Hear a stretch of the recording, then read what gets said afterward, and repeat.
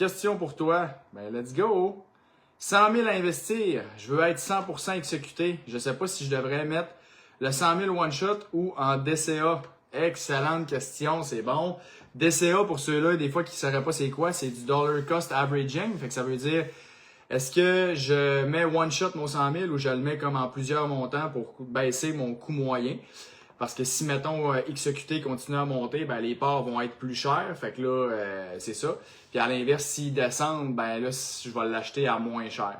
Fait que normalement, ça s'appelle le lump sum investing versus le dollar cost averaging. Si tu vas regarder, mettons, toutes les statistiques qui existent pas mal là-dessus, puis les études, puis tout ça, le lump sum investing, ça veut dire le mettre le plus tôt possible et la grande majorité du temps, la meilleure solution strictement financièrement et mathématiquement parlant.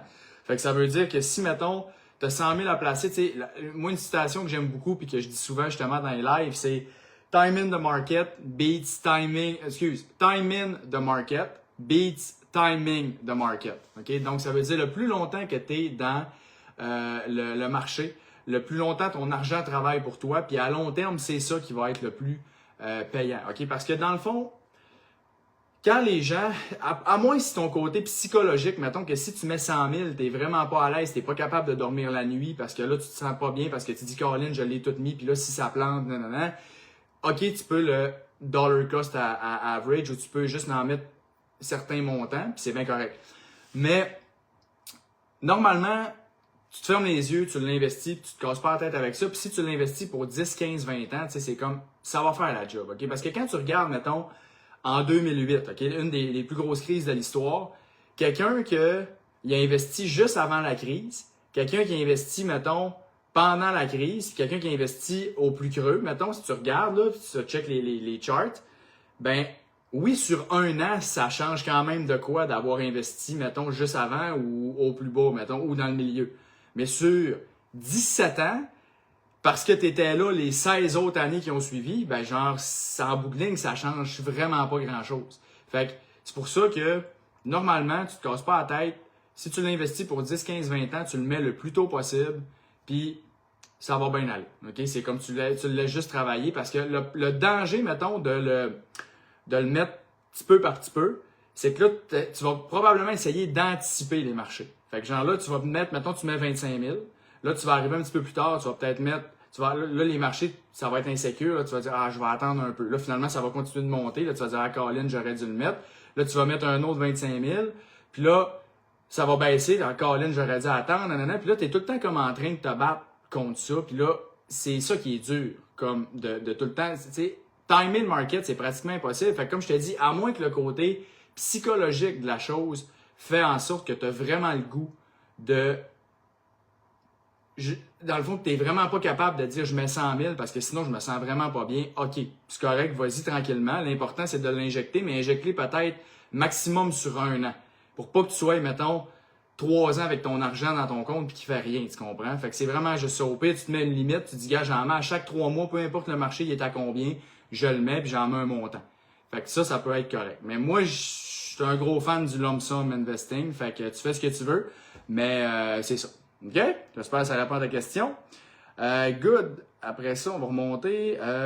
J'hésite entre placer 5 000 dans mon CELI ou REER ou 5 000 de Palantir ou RBC, BMO.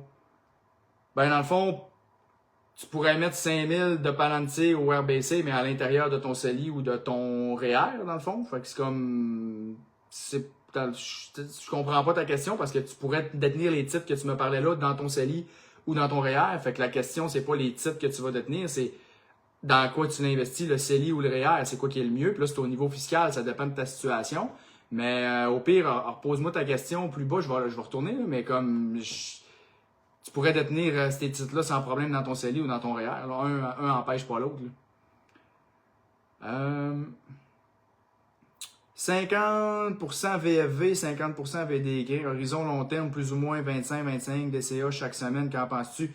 Ben écoute, Mathieu, c'est pas compliqué, là. Je veux dire, ce que tu as dit là, des fonds de Vanguard, puis tout, des fonds indiciels sur le long terme, puis que tu te casses pas la tête, tu laisses ça travailler sur 20-25 ans. Je veux dire, toutes les statistiques sont là pour montrer que pour la grande majorité des gens, c'est la meilleure façon d'obtenir sa juste part du marché à long terme.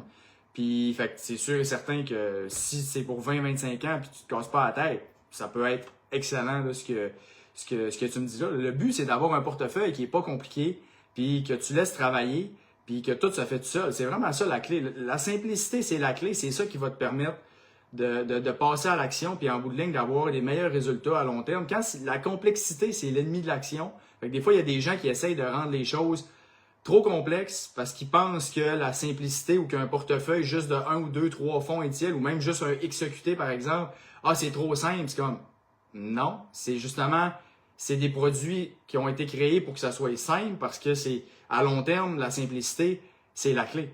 Fait que c'est comme, les seuls gagnants à ce que ça soit complexe, c'est l'industrie de la finance. Pour que les gens pensent qu'ils ont absolument besoin des spécialistes dans le domaine de la finance, puis qu'ils ont absolument besoin d'eux autres pour faire des rendements parce que c'est tellement compliqué, mais non, ça peut vraiment être simple la finance, puis dans ton portefeuille, si c'est 50-50, très simple de même, t'investis pour 20 ans, ça pourrait être correct. Techniquement, quelqu'un, ça pourrait être 100% VFV, puis ça serait bien correct aussi. Sur le long terme, s'il a confiance en l'économie américaine, ça pourrait être excellent aussi de détenir ça. Là. Fait qu'historiquement, ça a été excellent d'être en majeure partie US. Fait que le plus simple, souvent, le mieux pour la grande majorité des gens. Que me conseilles-tu côté placement? J'ai une rencontre avec mon comptable dans quelques mois pour placement des sommes accumulées dans ma compagnie. Il veut me proposer un groupe conseiller pour placement dans achat de produits versus placer avec compagnie qui t'offre un produit exemple d'assurance vie. Écoute, là, c'est sûr que pour répondre à ça, c'est difficile parce qu'il me manque des données. J'ai pas, ça dépend de ta situation, ça dépend de plusieurs choses. Puis, tu sais, normalement, ce que je dis tout le temps avec les produits d'assurance, c'est que tu prends ça quand tu es vraiment maximisé partout. Donc, REER, CELI, régime épargne-études, toutes tes dettes sont remboursées, puis vraiment que tu veux maximiser ta succession, puis c'est un objectif important pour toi. Fait que si c'est le cas, c'est comme fine, tu peux y aller avec ça. Mais sinon, les produits d'assurance, ça vient comme à la fin la plupart du temps. Parce que les produits de placement sur le long terme vont être plus payants quand, justement, encore une fois, que tu te casses pas la tête, mettons des fonds indiciels ou des choses comme ça, que ben des produits d'assurance qui ont justement des plus gros frais, donc qui viennent gruger une plus grosse partie du rendement. Puis tout ça. Fait que l'assurance, c'est vraiment bon si tu veux maximiser ta succession puis d'en laisser le plus possible. S'il peut y avoir des stratégies à faire avec ça, puis comme je dis, si tout est maximisé, ça peut être pertinent. Mais c'est ça. Fait que là, écoute, j'ai pas plus de détails sur ton dossier, fait que malheureusement, je peux pas aller plus loin, mais je te dirais, check tes affaires comme il faut, puis assure-toi que tout est fait au niveau fiscal, puis que tout est maximisé avant d'aller dans des produits d'assurance. J'hésite entre BMO, RBC, Microsoft ou Palantir qui a un énorme potentiel, même je pense à General Dynamics. OK, mais ou juste mettre ça dans le CELI croissance ou REER FTQ. OK, c'est bon. Ben, dans le fond, encore une fois, le plus simple, le mieux c'est. Fait que moi, je suis pas vraiment, tu sais, un gars qui va triper sur le stock picking puis sur le day trading encore moins parce que la plupart des gens sur le long terme ne feront pas mieux que des simples fonds indiciels. Je répète tout le temps ça, mais c'est parce que toutes les statistiques le démontrent. Fait que ça veut dire que si la grande majorité des gens, la grande majorité de leurs placements, c'est mettons, des fonds indiciels puis des produits pas compliqués, ben je veux dire, puis qu'ils se gardent peut-être une petite partie pour stock piquer ou acheter des actions qu'ils aiment vraiment, puis des compagnies en lesquelles ils croient puis qu'ils veulent en détenir plus, OK, fine. Mais je pense que de faire mettons, d'avoir la majeure partie de ton portefeuille en actions individuelles sur le long terme, je pense pas que c'est une bonne option pour la grande majorité des gens. Puis, tu sais, je pense que ce qui est important en finance, c'est d'être assez intelligent pour comprendre qu'on n'est pas assez intelligent.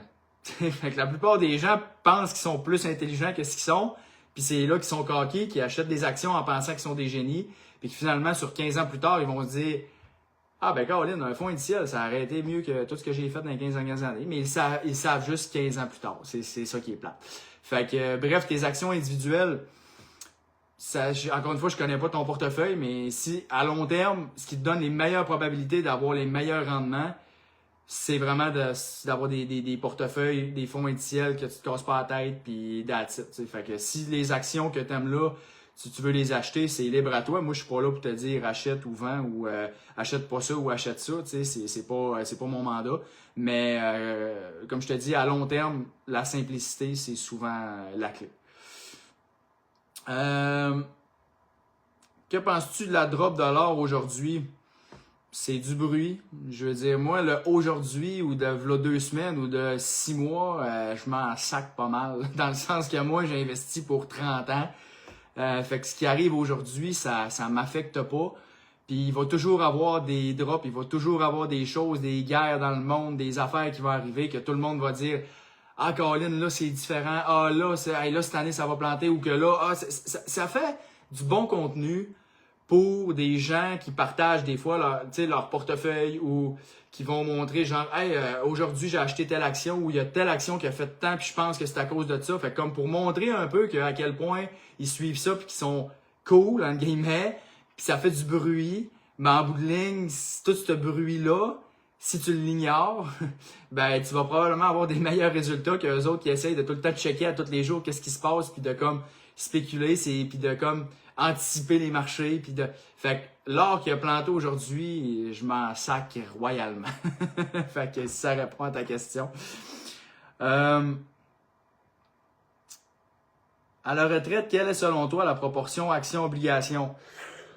Ça dépend de tes objectifs, ça dépend de ta situation, ça dépend de ta tolérance au risque. Fait qu'il y a plusieurs facteurs. Règle générale, mettons, un 60-40 ou un portefeuille équilibré, ça peut être bien parce que, dans le fond, à la retraite, tu veux éviter les deux extrêmes. Tu sais, tu veux éviter d'être trop dynamique, puis que là, de manger vraiment des bonnes claques si ça drop, puis que là, tu es en train de décaisser ton argent, puis tout. Là, c'est pas l'idéal. Puis tu veux éviter non plus d'être trop prudent parce que même si tu es à la retraite, tu as 1 million ou 2 millions, tu le sors pas one shot, là, ton million. Tu vas le sortir sur plusieurs années. Fait que tu investis encore probablement pour 15, 20, 25 ans, dépendamment de l'âge que tu vas décéder. Fait que tu veux avoir un portefeuille qui va te permettre de combattre l'inflation et d'avoir un rendement qui est quand même intéressant. Donc, tu veux pas être trop prudent. Fait que tu veux vraiment éviter les deux extrêmes d'être trop prudent ou d'être trop dynamique. Fait que normalement, un 60-40, règle générale, ça peut faire la job. Rendu là, c'est quoi ton 60, c'est quoi ton 40, puis tu sais, c'est quoi tu détiens là. C'est personnel à chacun, là, mais puis aussi ça peut être 50-50, ça peut même être 70-30, dépendamment de combien tu as besoin de tes placements, parce qu'il y en a des fois qui ont des gros fonds de pension, puis leur placement, ça va juste être une petite partie de leur revenu de retraite. Fait que dans ce temps-là, ben, ils peuvent se permettre d'avoir un portefeuille plus dynamique parce qu'ils investissent pour le long terme, puis ils en décaissent pas beaucoup. Fait que quand même qu'ils mangent une claque à un moment donné, c'est pas dramatique parce que la retraite ne dépend pas de ça. Versus quelqu'un que toute sa retraite dépend juste de ses placements parce qu'il n'y a pas de fonds de pension, ben là, l'allocation d'actifs va probablement être différente. T'sais. Fait que comme je dis, c'est du cas par cas, mais règle du pouce, un 60-40 à la retraite, ça peut avoir du bon sens, mais encore une fois, il y a beaucoup de facteurs. Fait que c'est à toi de checker ça avec la personne qui s'occupe de toi ou de tes finances, puis s'assurer que vous avez une bonne allocation d'actifs mis en place selon tous les facteurs que j'ai nommés tantôt. C'est quoi le bon profil financier dans 20 à 25? Quel montant devrait-on avoir pour une bonne sécurité financière? Écoute, Tommy, ça, c'est vraiment, vraiment relatif. Je veux dire, il y a des gens que ça peut être 1 million, des gens que ça peut être 10 millions. C'est comme, ça dépend vraiment de combien que t'as. Dans le fond, je te dirais une bonne règle du pouce, là, mettons. Tu peux dire, mettons, que tu dis, juste pour te le calculer à peu près, tu dis, bon, ben, combien de revenus que tu as besoin pour vivre, mettons, que, en dollars d'aujourd'hui, exemple. Fait que là, tu es comme, ben, OK, en dollars d'aujourd'hui, j'ai besoin, mettons, de 60 000 pour vivre, puis considérer que je suis quand même bien, puis tout ça. OK, fait que si j'étais capable de générer 60 000 avec mes revenus de placement, ben, genre, je serais content. Mettons, ça me donnerait le train de vie que j'ai besoin pour vivre, mais les revenus pour avoir le train de vie que je veux. OK, parfait.